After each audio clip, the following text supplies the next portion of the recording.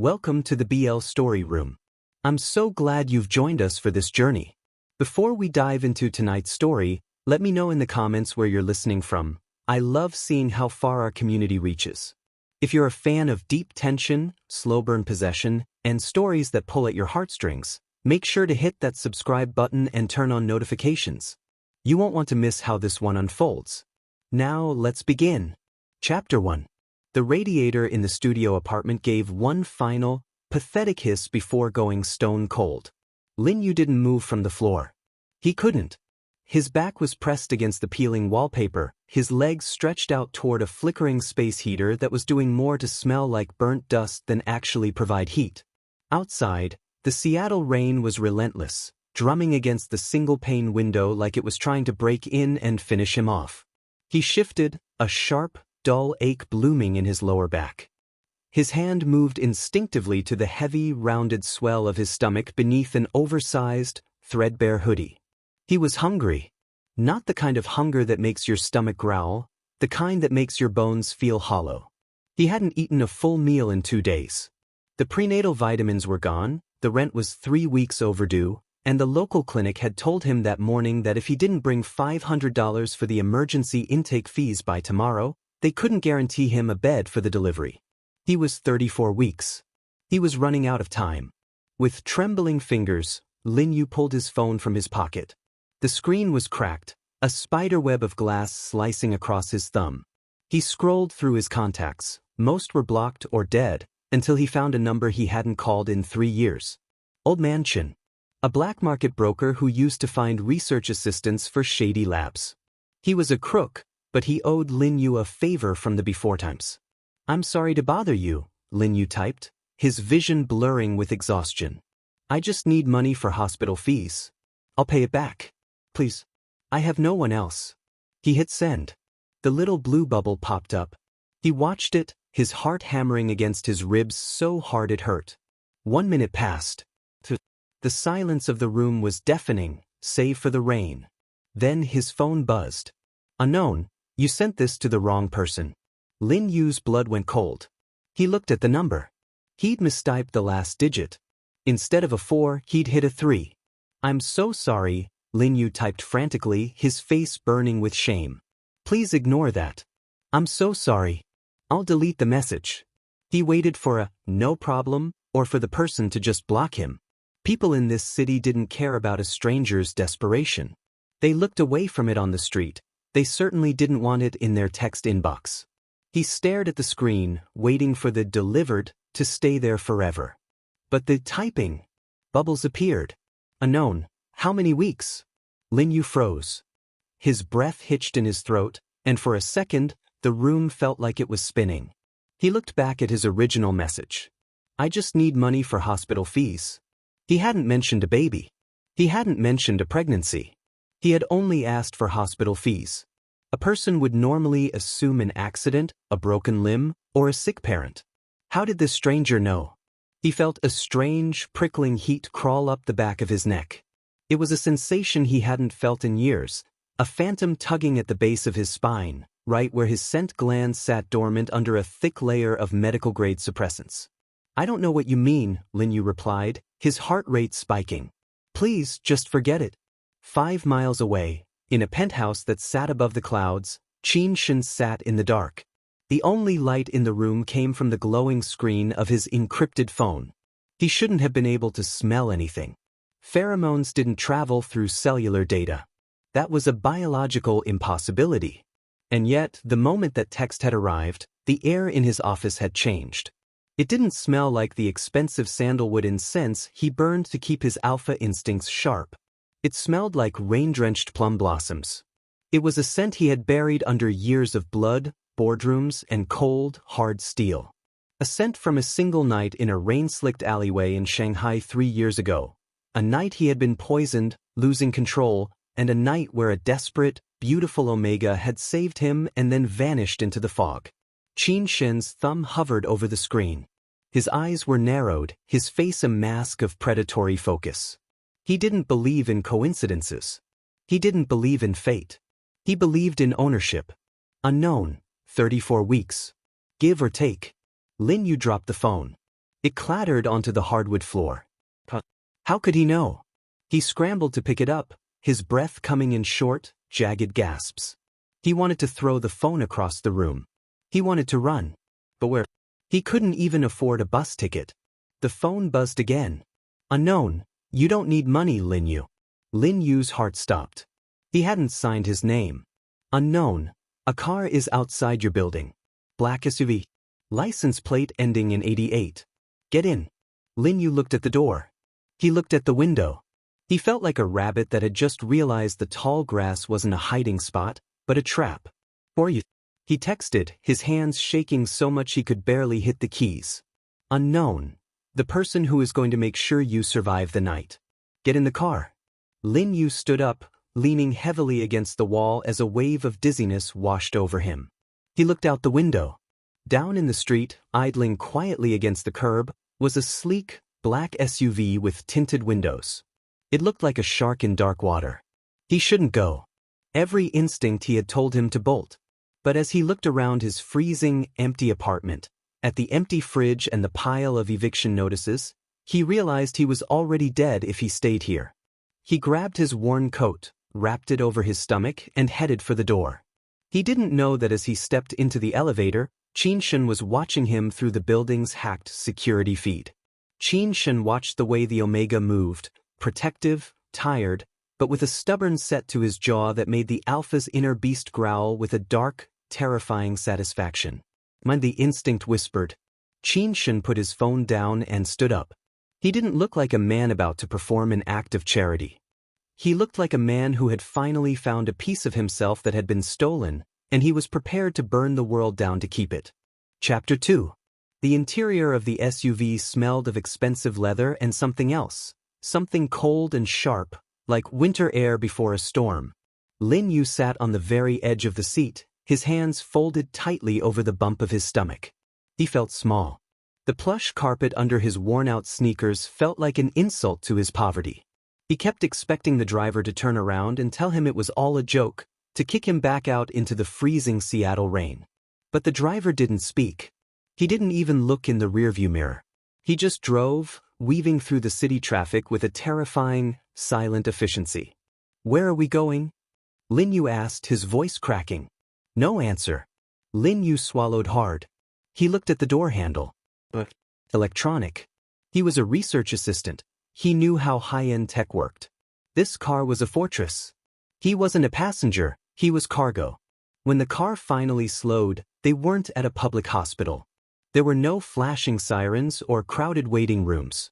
Instead, they pulled into a private underground garage beneath a glass tower that seemed to pierce the very belly of the clouds. The door opened automatically. Inside, Mr. Lin, the driver said. It was the first time he'd spoken. His voice was like gravel. Lin Yu stepped out, his legs feeling like jelly. A woman in a crisp, white medical coat was waiting by the elevator. She didn't look like a nurse, she looked like a scientist. I'm Dr. Eris, she said, her eyes scanning him with a clinical intensity that made Lin Yu want to hide. We've been expecting you. Let's get you upstairs. The little one sounds like he's causing you quite a bit of distress. How do you? Lin Yu started, but the elevator doors slid shut, cutting him off. The clinic on the 40th floor was unlike anything Lin Yu had ever seen. It was silent, bathed in soft, recessed lighting. There were no white tiles, only warm wood and the hum of machines that cost more than Lin Yu's entire life was worth. He was led to a room that felt more like a 5-star hotel suite. Change into this, Dr. Eris said, handing him a robe made of silk and cotton. We need to run a full panel.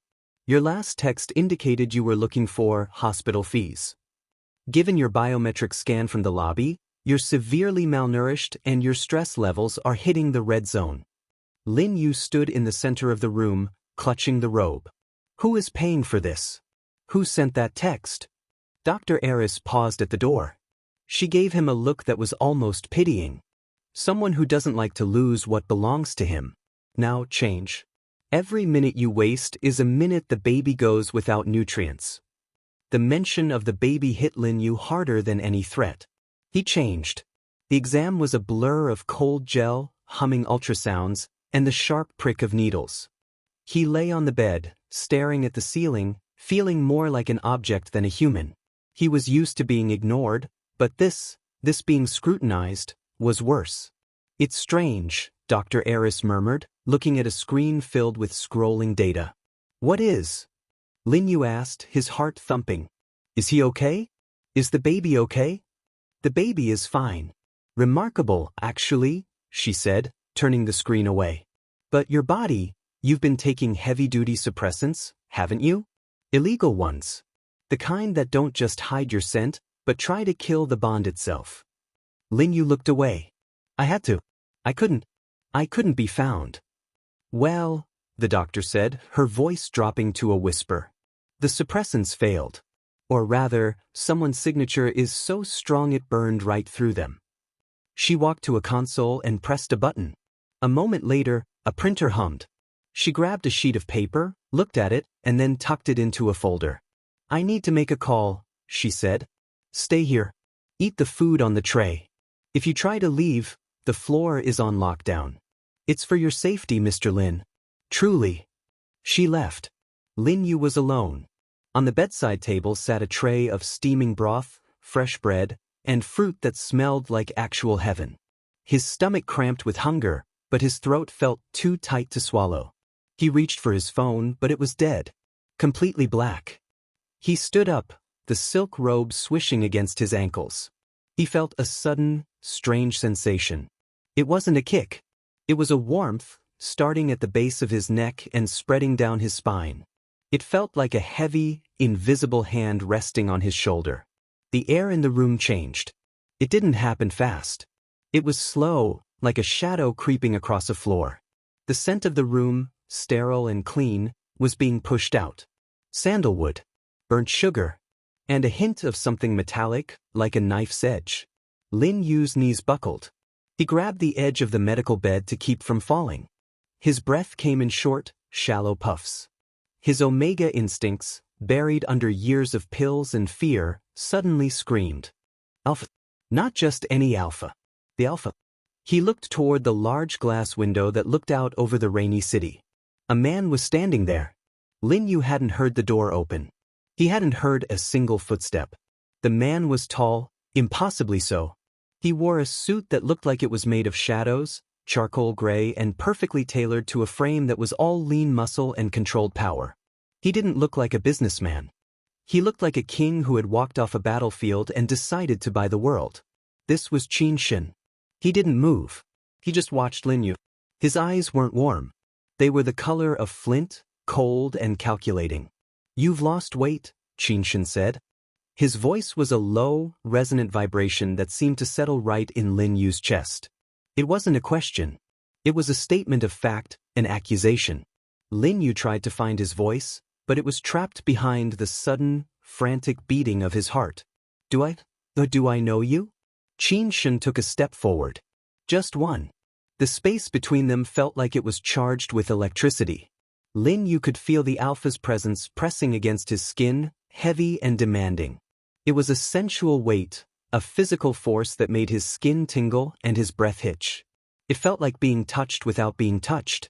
You don't remember, Qin Shin said, his voice dropping an octave. He walked closer, stopping just inches away. He was so close Lin Yu could feel the heat radiating off him. The scent of him was overwhelming now, rich, dark, and terrifyingly familiar. It triggered a memory Lin Yu had spent 3 years trying to drown. A rainy night, a dark alley, a feverish touch, and a pair of eyes that looked exactly like these. Qin Shin reached out. He didn't touch Lin Yu's face. Instead, his hand hovered just an inch over the swell of Lin Yu's stomach. Lin Yu should have flinched. He should have pulled away. But his body betrayed him. He leaned, almost imperceptibly, toward the heat of that hand. A soft, embarrassing whimper escaped his throat. I spent 3 years looking for the thief who stole my mark and ran, Qin Shin whispered. His eyes dropped to Lin Yu's throat, where the collar of the robe had slipped, revealing the faint, jagged scar of an old, incomplete bond. Qin Shin's gaze snapped back to Lin Yu's eyes. There was no mercy there. Only a dark, burning possession. You didn't just steal my mark, Lin Yu, Qin Shin said, his voice turning into a dangerous growl. You stole my son. Lin Yu's breath stopped. He's not yours. I don't know who you are. Qin Shen's hand finally made contact. He pressed his palm firmly against Lin Yu's stomach. At that exact moment, the baby kicked hard. A strong, rhythmic thud right against Qin Shen's hand. The Alpha's expression didn't soften. If anything, it became more terrifying. The blood doesn't lie, Qin Shen said. He leaned in, his lips brushing against the shell of Lin Yu's ear. The doctor confirmed it. He's mine. Which means, from this second forward, so are you. Lin Yu pushed against his chest, but it was like pushing against a mountain. I'm not a thing.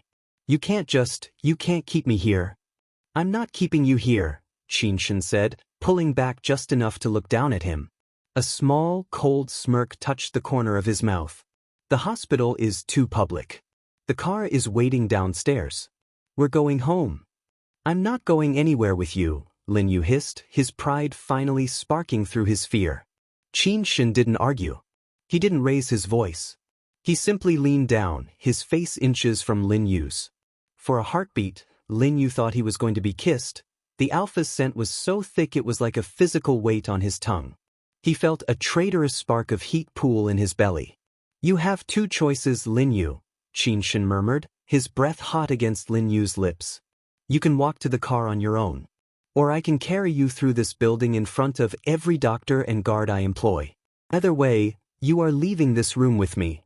Lin Yu looked into those flint-gray eyes and realized with a sickening jolt that the man wasn't joking. This wasn't a romance. It was a reclamation. Chapter 3. The home Qin Shen spoke of wasn't a house.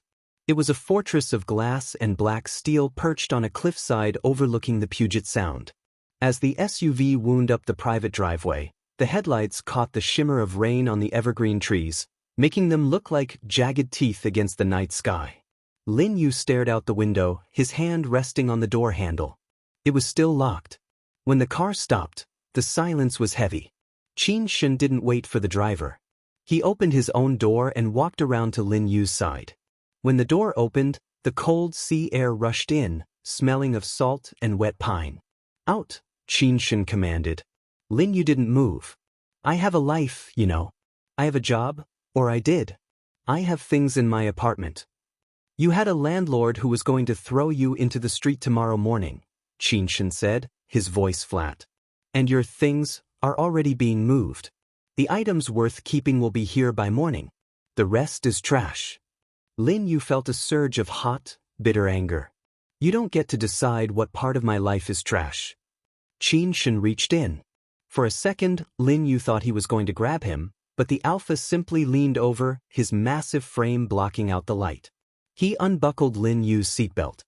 His shoulder brushed against Lin Yu's chest, and the scent of him, that dark, intoxicating sandalwood, flooded Lin Yu's senses. Lin Yu's breath hitched. Up close, he could see the faint stubble on Qin Shen's jaw and the way his eyelashes cast long shadows over those flinty eyes. The Alpha paused, his face just inches from Lin Yu's neck. He took a deep, slow breath, his nostrils flaring. A shiver raced down Lin Yu's spine that had nothing to do with the cold. It was a primal, terrifyingly sweet sensation. His own scent gland, hidden under the collar of his hoodie, began to throb. Get out, Lin Yu, Qin Shen whispered, his voice like velvet over gravel. Before I lose my patience. Lin Yu stepped out. He had no choice. The house was cold and minimalist. The floors were polished stone, and the walls were mostly floor-to-ceiling glass. It felt less like a home and more like a high-end gallery where he was the main exhibit. A tall man in a dark suit stood in the foyer. He didn't look like a butler, he looked like a soldier. This is Han, Qin Shen said, not looking back as he stripped off his coat.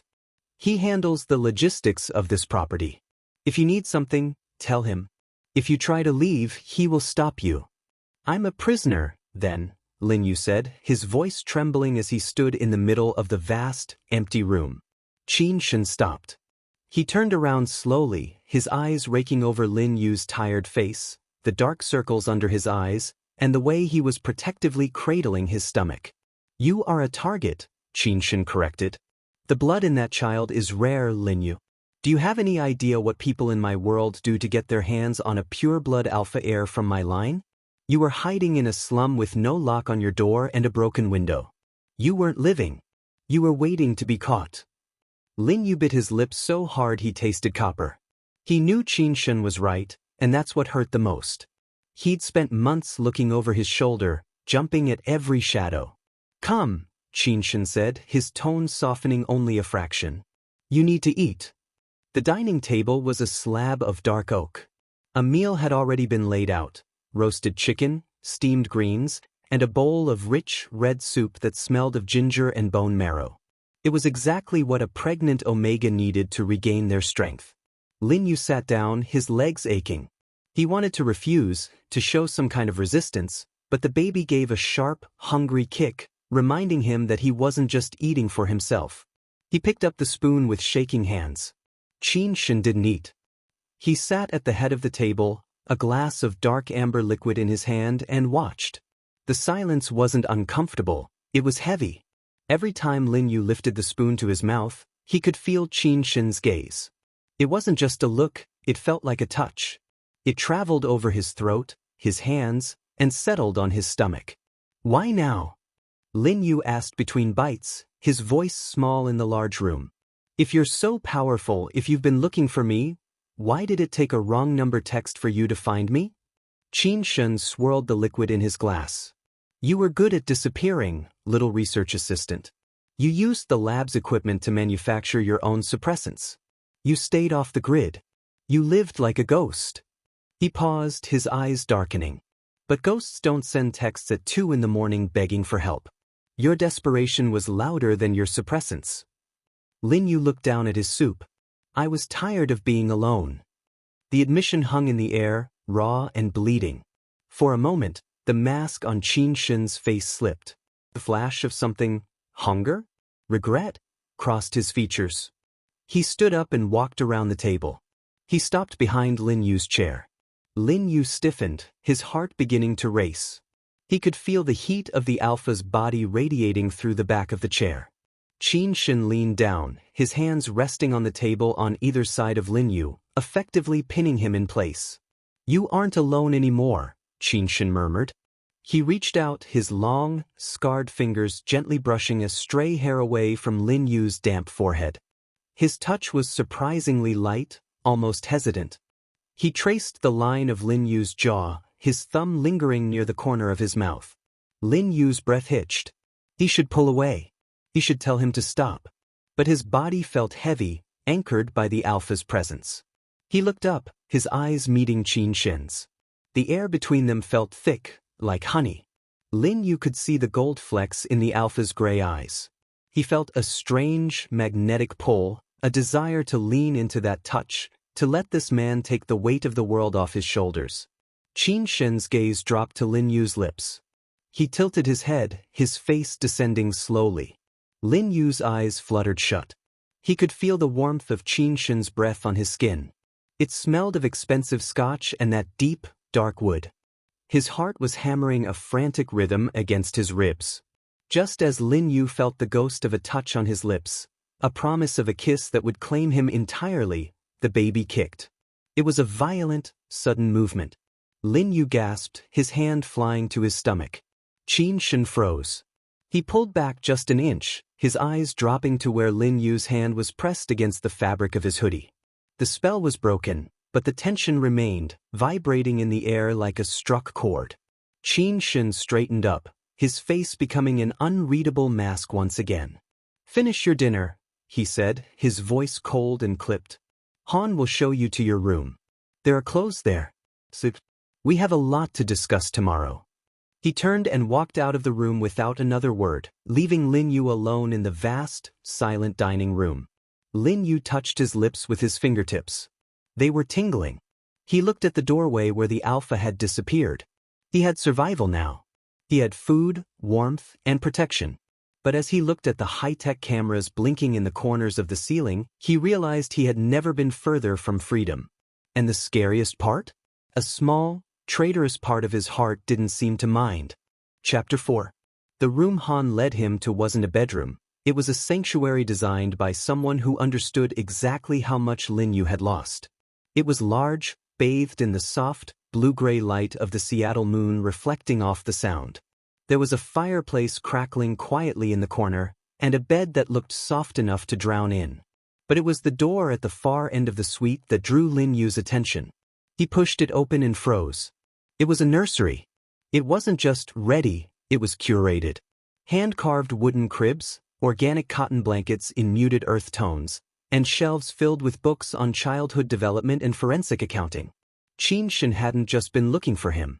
He had been building a world for a child he'd never met.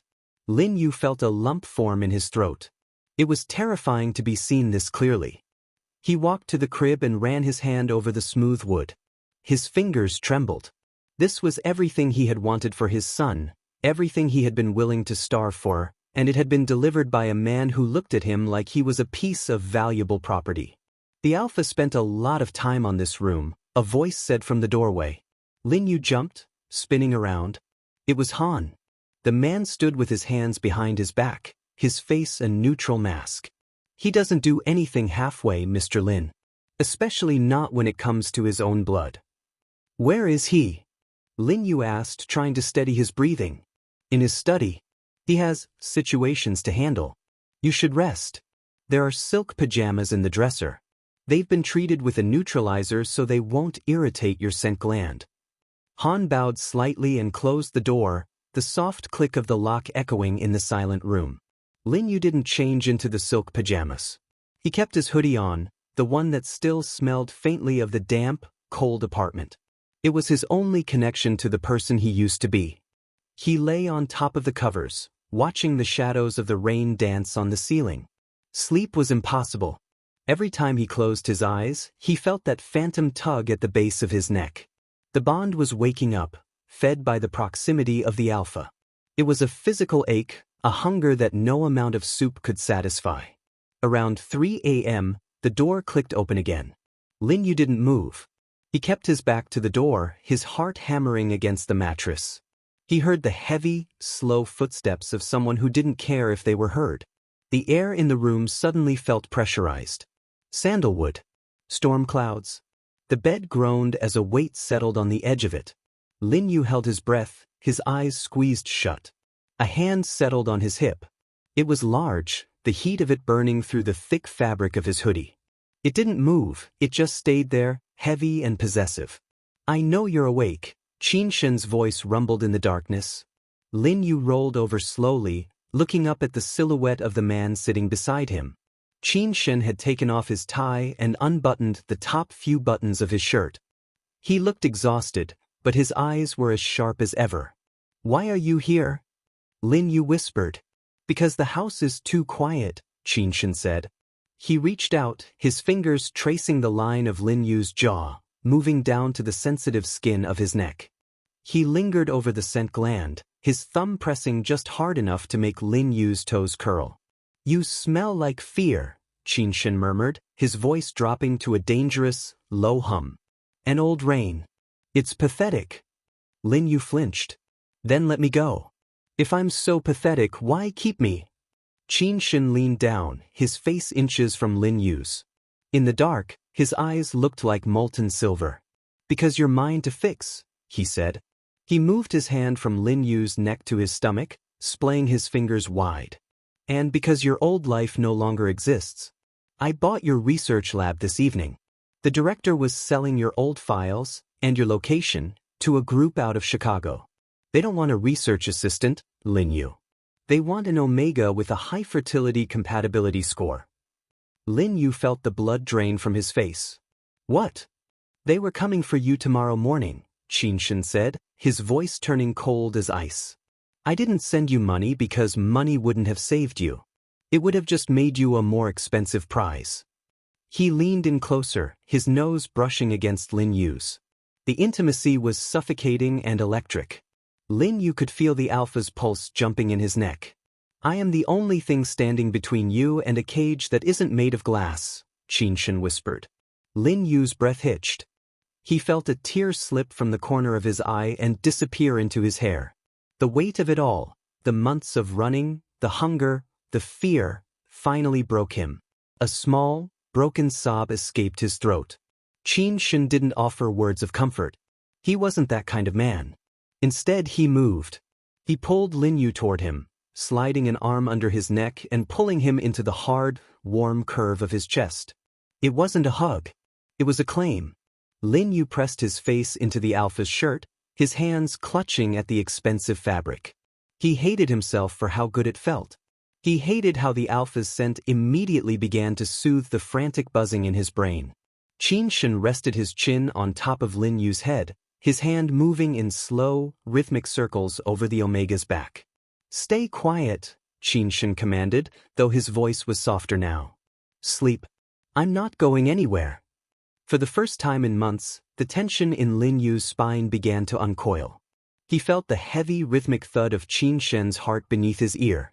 It was a steady, powerful beat, the sound of a predator at rest. As he drifted off, he felt Qin Shen's lips brush against his temple. It wasn't a kiss, it was a mark of presence. "Don't mistake survival for freedom, Lin Yu," the Alpha whispered into the dark. "But don't mistake me for your enemy either." "Not yet." Lin Yu didn't hear the last part. He was already gone, tucked into the hollow of the Alpha's arm, dreaming of plum blossoms and storm clouds. Outside, the rain turned to snow, covering the world in a silent, white shroud. But inside the glass fortress, the heat was just beginning to rise. Chapter 5. The morning sun in Seattle was a liar. It streamed through the floor-to-ceiling windows of the glass fortress, looking warm and inviting, but Lin Yu knew the frost was still thick on the evergreens outside. He woke up alone in the massive bed. The space beside him was cold, but the pillow still held that heavy, dark scent of sandalwood. It made his stomach do a weird, fluttering flip that had nothing to do with the baby. He hated that his body recognized the Alpha so quickly. It felt like a betrayal. Lin Yu spent the morning wandering. Han was always there, a silent shadow in the hallway, but he didn't stop Lin Yu from exploring the upper floors. He ended up in the library. It was a two-story room filled with books that smelled of old paper and leather. At the far end, behind a desk made of a single slab of obsidian, sat Qin Shen. He wasn't wearing a suit jacket today. His white shirt sleeves were rolled up, revealing forearms that were corded with muscle and marked by a few faint, jagged scars. He was staring at a bank of monitors, his face tight with a concentration that looked almost painful.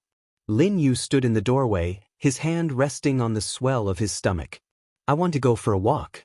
Outside. Qin Shen didn't look up. "The perimeter is being swept." "Sit down, Lin Yu." "I'm not a dog that needs to be swept for," Lin Yu snapped, his pride stinging. "I need fresh air. My head feels like it's full of cotton." Finally, Qin Shen looked up. His gray eyes were bloodshot. He looked like he hadn't slept a minute after leaving Lin Yu's room. He stood up, and the sheer size of him seemed to suck all the air out of the library. He walked around the desk, his movements slow and predatory. He didn't stop until he was right in Lin Yu's space. He reached out, his hand hovering near Lin Yu's neck. "Your scent is spiking," Qin Shen murmured. "You're stressed. That's not good for the pup." "Then let me breathe," Lin Yu pleaded, though his voice was losing its edge as the Alpha's presence began to work its magic on his nerves. Qin Shen didn't answer. Instead, he reached out and took Lin Yu's hand. His palm was hot and dry. He led Lin Yu to a large leather armchair near the fireplace and practically forced him to sit. "Han," Qin Shen called out. The soldier appeared instantly. "Bring the tablet. Show him the files from the lab." Lin Yu's heart sank. "I don't want to see them." "You need to see them," Qin Shen said, his voice dropping to a low, vibrations in the chest hum. He sat on the edge of the coffee table, leaning in close so their knees touched. "You need to understand that I'm not the one you should be running from." Han handed Lin Yu a sleek tablet. On the screen was a spreadsheet. Lin Yu's eyes scanned the columns. Subject 702. Omega. High-grade compatibility. Current status, fugitive. Asking price, $2.5 million. Underneath were photos of him. Some were from his university ID, but some were recent, grainy shots of him walking to the grocery store, holding his stomach through his thin coat.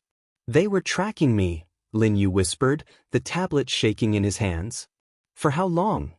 3 months, Qin Shen said. The director of your old research firm was deep in debt to a syndicate in Chicago. He sold your data to clear his tab. They weren't looking for a researcher, Lin Yu. They were looking for a breeder. Lin Yu felt sick. He dropped the tablet onto his lap and covered his face with his hands. The reality of his situation hit him like a physical blow. He hadn't been safe for a single second since he'd run away. He felt a heavy weight settle on his shoulders. Qin Shen had moved closer, his arms wrapping around Lin Yu's frame, pulling him forward until Lin Yu's forehead was resting against the Alpha's hard shoulder. I've spent the last 12 hours erasing them, Qin Shen whispered into his hair. The director is no longer a problem. The Chicago buyers have been redirected. But the world is a big place, Lin Yu. And you are a very bright light in a very dark room. Lin Yu grabbed the front of Qin Shen's shirt, his knuckles turning white. Why did you do it? It's not just about the baby. You could have just taken the baby when he was born and sent me away. Qin Shen went still. The only sound in the library was the crackle of the fire and the ragged sound of Lin Yu's breathing. Qin Shen pulled back just enough to look Lin Yu in the eye. He reached up, his thumb brushing over Lin Yu's bottom lip. The touch was electric. Lin Yu felt a spark of pure, unadulterated heat shoot straight to his core. Do you really think I'm that kind of man? Qin Shen asked, his voice a dangerous, velvet growl. He leaned in, his face so close that Lin Yu could see the tiny, dark ring around his pupils.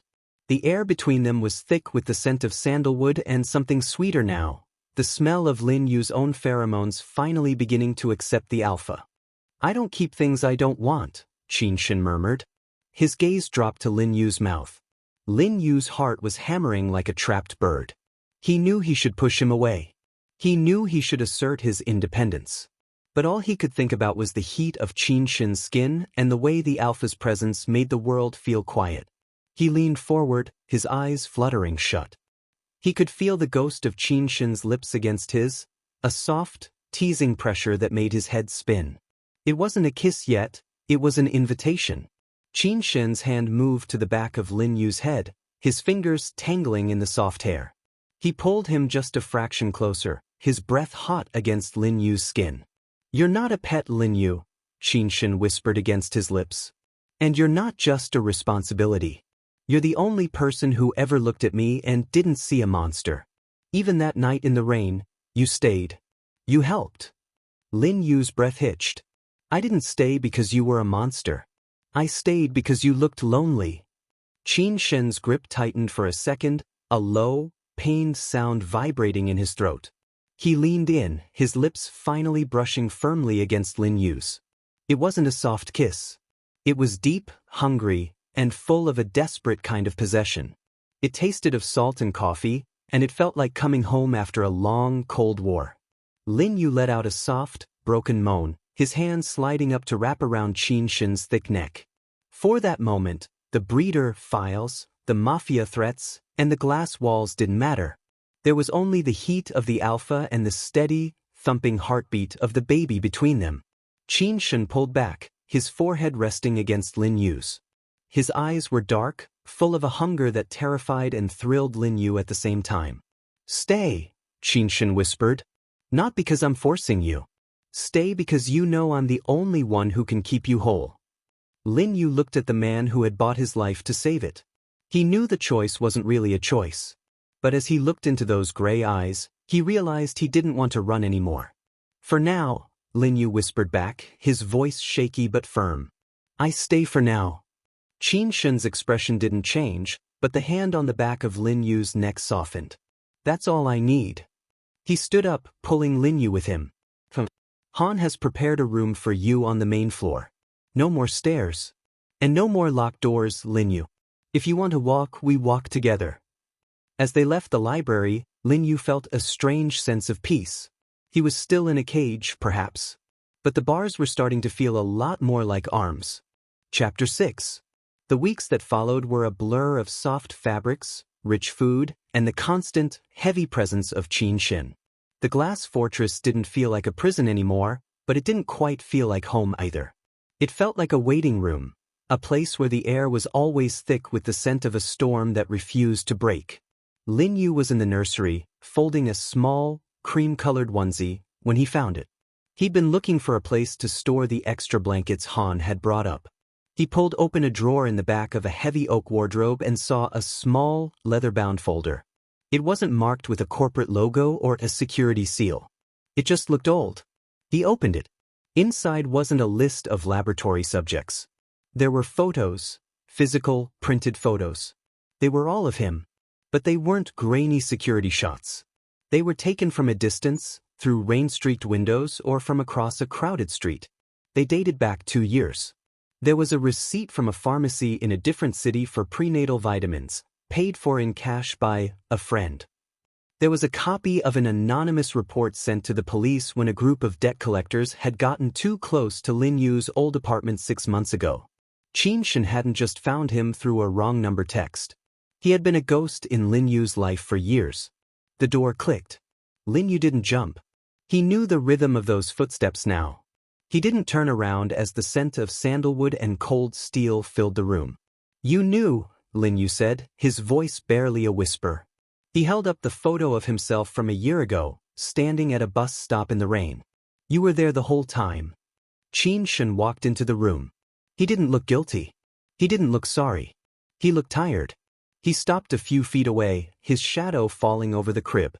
"I was making sure you stayed alive," Qin Shen said. "Why didn't you come for me? Why let me starve? Why let me think I was alone?"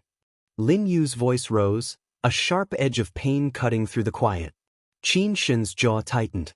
"Because a forced bond is a death sentence for an Omega spirit. I wanted you to come to me. I wanted you to realize that the world was too cold for you to survive alone. You waited until I was at my breaking point," Lin Yu hissed, turning to face him. "You waited until I was begging a stranger for money. That's not protection, Qin Shen. That's manipulation." Qin Shen took a step forward. The air between them grew hot and heavy. Lin Yu's scent gland began to throb with a dull, insistent ache. The incomplete mark on his neck felt like a brand. "I am a man who controls empires, Lin Yu.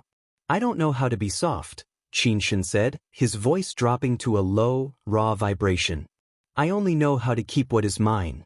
And from the moment you touched me in that alleyway in Shanghai, you were mine. Even if you didn't know it."